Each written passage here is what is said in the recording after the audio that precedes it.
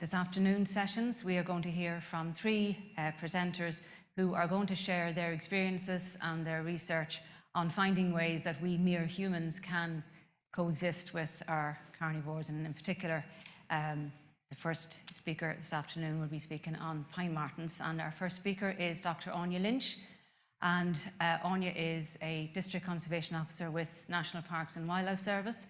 But for many years before that was a conservation ranger, and as we heard as well, that they are at the forefront of dealing with interactions between people and pine martens, when they're not, people aren't ringing Ferdy, of course. Before Áine's work with National Parks and Wildlife Service, she conducted her research, her PhD on pine martens. And so we're looking forward to Áine's presentation this afternoon. Thanks, Kate. Sharing a space with small carnivores, I will admit, while speaking on from National Parks and Wildlife Service, a lot of the work I'm presenting is my colleagues' work. So pine martens are a small carnivore. You know, most of them weigh less than about 2 kg. As we've heard extensively this morning, their populations were decimated by trapping and persecution. They became protected under the 1976 Wildlife Act. So it is illegal to hunt, capture, kill and willfully interfere with or destroy the breeding and resting place of a pine marten. Their populations are now increasing, and I suppose that is slightly problematic insofar as that you know, they went to very low numbers. They're coming back, but they're coming back to a very much changed landscape, one which they're adapting to, but which possibly is not meeting their needs, and which is why we're seeing, we as NPWS staff and predominantly the conservation rangers out there are having to deal with issues which crop up with pine martens. So it's a woodland species, Cothcran, tree cat. You know, broadleaf woodland, of which we've also heard this morning, there's only about 2% land cover in Ireland is under broadleaf woodland. They require a safe place for denning, resting and for foraging, and that's primarily where the conflicts arise. Either they're going into a place that they shouldn't be to set up a home, they're resting up in places where they shouldn't be, or they're eating stuff which we as humans regard as ours and not theirs. You know, they're, as we've also heard this morning, very long, very skinny, and they can squeeze into very small spaces. So 4 centimetres is about the gap that a female pine marten, when she gets her nose in, she's in, and they will widen it to get in a bit further too. So I took this off the National Biodiversity Data Centre's website, where you guys have all been very busy logging your pine marten sightings. And as you can see, they are widespread now throughout the country, which is fantastic. When I started doing my work on my PhD back in 2002, most people thought they were birds, i.e. house martens. And I had people offering to pay me to come out and see pine martens. So it was a lucrative sideline in the PhD at the time. But as you can see, the potential now for interaction with humans is throughout the country. So as NPWS staff spread out across the country, you know, there isn't one of my colleagues who at some point won't end up dealing with a pine marten issue now at this point. And for those of you who have recently started in NPWS, I apologise, but the next few slides may be scary. Okay. But these interactions can be both positive, you know, it's great when you get the phone call, someone's just ringing up to tell you about pine martens. Great, happy days. They can be neutral, you know, just want to know a bit more about them. Not really too sure one way or the other. But in a lot of cases, what we do end up dealing with is the negative ones. And great if we can turn them positive at the end of our dealings with them. So damage to property. So under licence, you can seek a licence under the Wildlife Act to deal with wildlife which are causing damage to property, be that physical, structural property or livestock. So NPWS staff will deal with various situations where there's pine martens in houses, industrial sites. One of the first ones I dealt with as a ranger was getting called up to some big industrial property in Clare, Roche Pharmaceutical, and they had pine martens running around what, you know, everybody else was dressed in biohazard suits, and not a good place for the pine martens. Livestock, you know, and by that I'm talking turkeys and hens. They, you know, don't predate lambs or calves or, you know, that kind of thing. Game birds, or, you know, occasionally they turn up as a problem with conservation projects. Unfortunately, despite what many homeowners think, when we arrive on site, they don't just walk out with their hands up and go, okay, game over, that's it, I'm out of here. You said I had to leave, I'm leaving. That's not what happens, never happens. So as NPWS staff, the call comes in, and you know, we take that call, we deal with that call. Maybe it's providing information, of which the VWT have, you know, been fantastic. They have the website. You know, we have leaflets that we can give to people, and they're fantastic. You know, a lot of people, sometimes it's information they want first, you know. And then we also have our own internal, you know, pine marten visit form, which we duly fill out, send to Ferdia, and he's going to crunch the numbers at some point and tell us all about what's going on. So I'm just going to run through a few case studies. Like I said, I begged, borrowed and stole a few from colleagues around the country. So, and I did say I was going to name and shame all the individuals, credit them for their hard work and diligence. So this is Elaine Keegan had this one near Ennis. It's a residential care facility for people with disabilities. And this is a shed out the back, which they use as a utility shed, you know, washing machines, freezers, that kind of thing. They were entering the shed through the fascia boards here. There were several holes. You know, the residents were using the adjacent garden. So they really felt they couldn't live with the pine martens in the shed. So Elaine was out. She had 3 traps set inside and 3 traps set outside. This was a denning site, so it was a female in kits. She caught kits on 2 nights and released them, and then they left. So moved off. The kits were big enough, so they moved off with the female gone. And then they blocked up the holes. So it wasn't an issue. But I suppose, you know, just to put in context, this particular facility was quite close to where Elaine lives. But in dealing with this, she made 7 visits, and that totaled about 6 man-hours, you know, so they do require a lot of time, but, you know, when they're spread out, there can be calls coming in at night and the evening and that kind of thing. So, so that was that.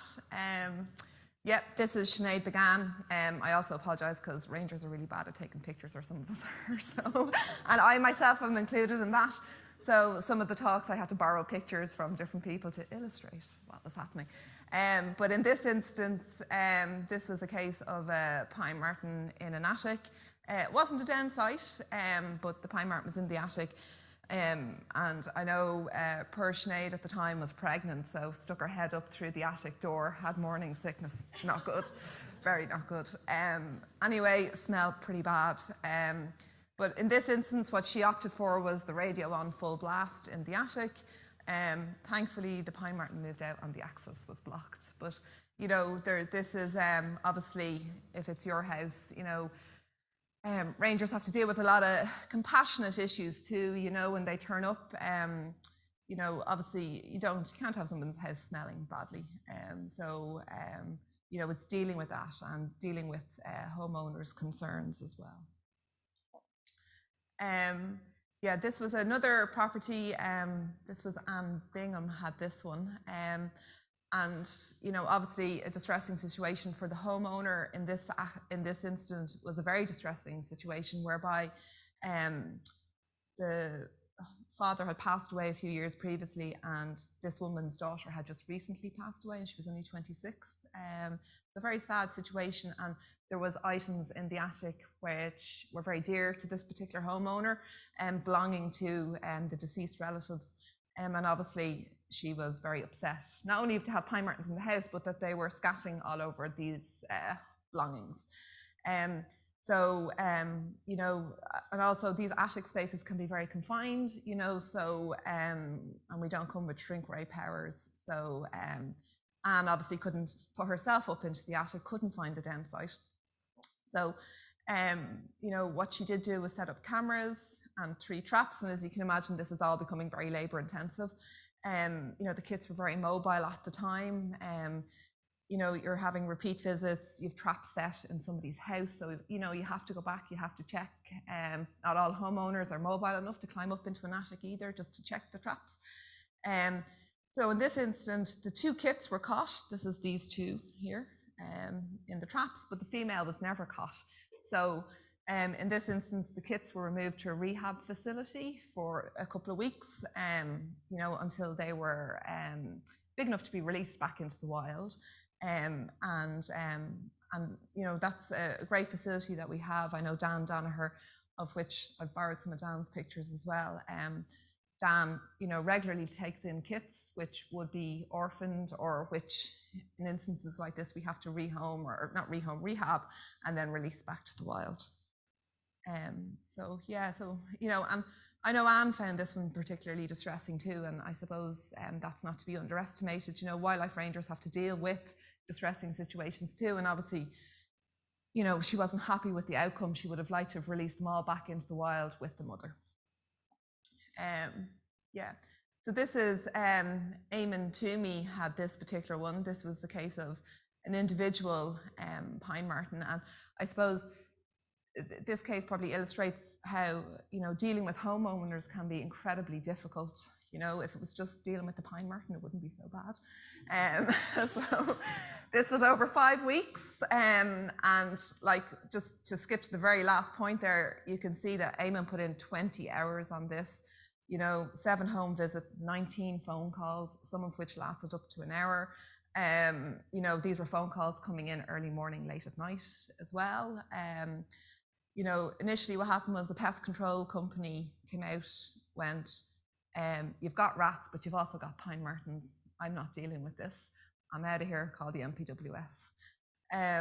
So when the pine marten's gone, I'll come back and deal with the rats. So in this case, it was an extension being added to the house. There was lots of access points.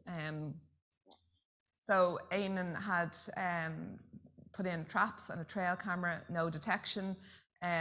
Took it away, and then the homeowners called saying, no, the pine marten was back. There was additional damage there to the insulation inside in the attic. So he put back in the trap. At that point, the homeowners thought they'd have a look at the trap. So Áine rang up a few days later saying anything in the trap, obviously with the instruction to the homeowner to check back in with the trap if there was anything in it, and realised that the trap hadn't been set for the last few days because they had disturbed the trapping mechanism.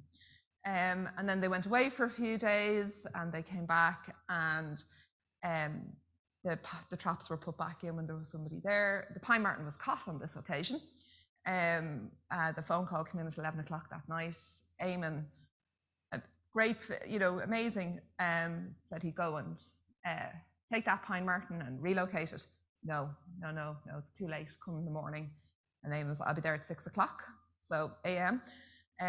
No, got a message in the morning, no, come at 9. So he got there at 9, the pine marten had escaped. So at that point, they were just told, block the holes, you know, there's no more we can do. It's gone on for too long. So Áine said he passed the house a few weeks or a couple of months ago there, and the building works have finished. So obviously the pine marten is now outside. But it can just illustrate how, you know, something which people might think just go and evict the pine marten ends up taking up a huge amount of time. Yeah, this was one. Now these are Dan's pictures. They're not the kits I actually had at the time, but they did end up at Dan's facility. So this was around mid-May, and there was a pine marten and 2 kits in the attic. Homeowners really happy to have the pine martens. He was just ringing up for a chat to tell me he had them. This was great, happy days. And then 2 weeks later, the female got killed on the road, which was very sad. He rang to say the kits were mobile in the attic, but still their eyes were closed or just beginning to open. So they were probably maybe a little bit more this side, in between this age anyway. But whatever happened was she had made the nest on top of the cavity wall. So when they started moving around a bit, when they got hungry, they fell down the cavity wall and were actually down at the skirting board. And he could hear them crying in behind the skirting board. So rang, and his wife had just had a brand new baby. She was only just home from hospital. So And the smell in the kitchen was actually quite bad, so from the pine martens. Anyway, he cut a hole in the skirting board and we got the 2 kits out, but unfortunately one died, but one was rewarmed quickly, and that is important. You know, if you do get them and they're cold, don't try feeding them straight away, you know, into a bag down the jumper, or if you've got a heat lamp or something like that, try and warm them up first, and then get them to a rehab facility where they can get expert care. Anyway, so one survived and got released back to the wild. Yeah, this is another one I had in Tipperary where they had, it was a game pen a couple of years, the 2 years previous to that, they'd lost quite a number of pheasants from it. And they wanted a section 42 to trap any pine martens coming around the place. So called out, and in fairness, the chap I dealt with was a really nice guy, and I pointed out how un-pine marten proof his pen was, and provided him with one of the leaflets, and we had a really good chat, and he said, yeah, no, I can see now, and they said they'd have a crack at making the pen pine marten proof. Yeah, we left it at that, so hopefully the pine marten survived. So I suppose the solutions, and they've all been talked about this morning, you know, we need to increase the amount of broadleaf habitat that we have in Ireland, obviously in the right place, the right trees in the right place. But obviously that's going to take time, and from what Johnny and Kat have been saying as well, like we are talking about trees 100 years plus, you know, where they're dropping limbs and giving those nice big cavities down. So we also need to start managing our hedgerows properly, you know. These are the corridors along which pine martens are going to hunt and feed, and if we can make them, you know, better and functioning really well as, you know, proper hedgerows as they should be, then there'll be more pasturines for them to hunt, more small mammals for them to hunt, more fruit for them in the winter, which would hopefully reduce the conflicts and issues that NPWS staff have to face with dealing with the public and with pine martens. The provision of den boxes where required, you know, a really good tool, but like that obviously could be subject to antisocial behaviour, or, you know, possibly do need to be replaced. There may be a longevity issue with them as well. The promotion of available literature, obviously, and the VWT have been brilliant with that, along with NPWS and verge, and it's been great. I suppose promoting to people that you need to maintain your property, lads. You know, obviously, if you've got holes, you know, pine marten's going to think, oh, I'll go in there, you know. And I've had a few calls when I was in Tipperary as well, where, you know, in the winter, coming in after rats or mice up into the attic, you know, so they're going to hunt away. And obviously, we've all talked about it this morning. I've put it down as acceptance. Some people are calling it coexistence. You know, but, you know, look, pine martens are fantastic, you know. You know, I know John says they're cute and they're lovely and we should love them just for that. But, you know, I'm also delighted that they've done a great job for red squirrels. And, you know, I think they deserve a medal for that one. So, and I'm just going to leave you with this thought. This was a case Dave Lyons had, which I helped out on. And Dave got a call to a house just outside Killaloo, Ballina. We were opposite Rangers across the Shannon. And this lovely old lady got up to make her a cup of tea in the morning. Kitchen was trashed, like just trashed. Anyway, she backed out quickly, closed the door, and NPWS got called. So Dave arrived in, scats everywhere. The pine marten had been around the kitchen, trashed the place. So he rang me and said, are you around? You come out. So the two of us spent about 2 hours in this kitchen, definitely assuring this lovely lady, pine marten's gone, definitely not here any longer. Cleaned up the kitchen, spotless, you know, apologised for pine martens, not all that bad, whatever. Anyway, went off, and Dave got a phone call then, maybe the next day. Pine marten was back. And she was like, the doors are locked, we've never left. And we were like, no, we checked that kitchen. Like, I mean, we pulled the place asunder, everything out, every cupboard, everything. There was a mahogany triangular unit in the corner, nice brown wooden triangular unit, and there was a radio. And that pine marten sat behind that radio for 2 days. And by God, it did not move, despite me and Dave pulling the place asunder. The one place we didn't look was behind the radio. We checked cupboards, we checked everything. No, it had been locked into the house. And anyway, it was evicted after that, and it did not come back. So Pine Marten 1, Wildlife Rangers 0. You know, I'm not quite sure she thought she got value for money on that. But yeah, just to say thanks to my colleagues Elaine, Sinead, Anne, Eamon, Dave, who provided me with their stories of issues that they've dealt with over the years with pine martens, and to Dan, because as I said, I was texting Dan last weekend going, "Give me a talk on pine martens, and I don't have any pictures. So can I have some nice pictures of kittens and stuff?" So Dan, and also to Dan and all the rehabbers, you know, Bev there in Hogsprickle as well, who have taken in pine marten kits from us over the years, you know, minded them until they were big enough to be released back to the wild. So without them, you know, we'd be lost really. So, and thanks for listening.